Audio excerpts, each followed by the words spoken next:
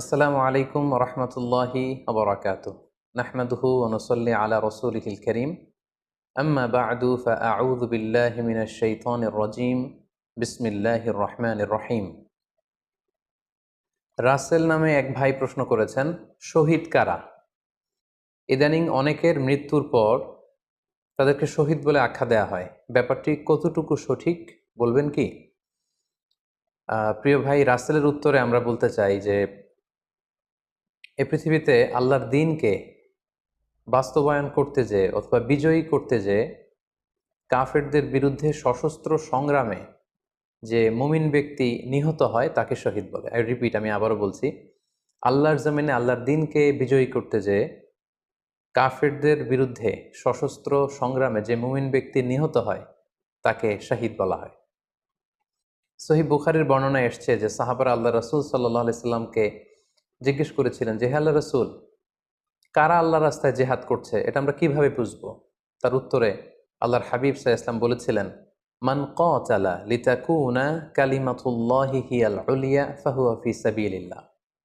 যে ব্যক্তি আল্লাহর দ্বীনকে, আল্লাহর বিধানকে কিংবা আল্লাহর আইনকে বাস্তবায়নের জন্য, আল্লাহর দ্বীনকে বিজয়ের জন্য যে সংগ্রাম করে যাচ্ছে সেই আল্লাহর রাস্তায় আছে।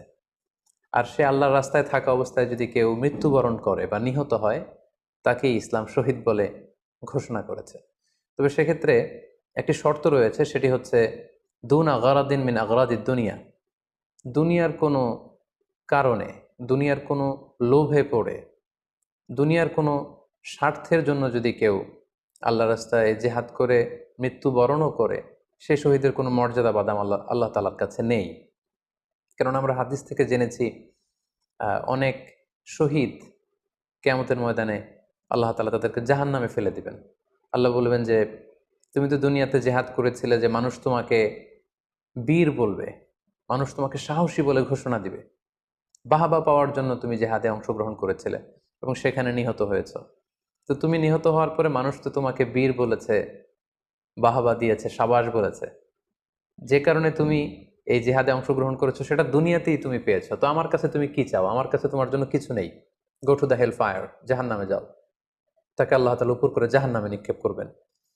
তো এজন্য শর্ত হচ্ছে যে দুনিয়ার কোনো স্বার্থে নয়, শুধুমাত্র কেবলমাত্র আল্লাহর দ্বীনকে আল্লাহর জমিনে বিজয়ী করার জন্য যদি কেউ সশস্ত্র সংগ্রামে নিহত হয় তাদেরকে শহীদ বলা হয়।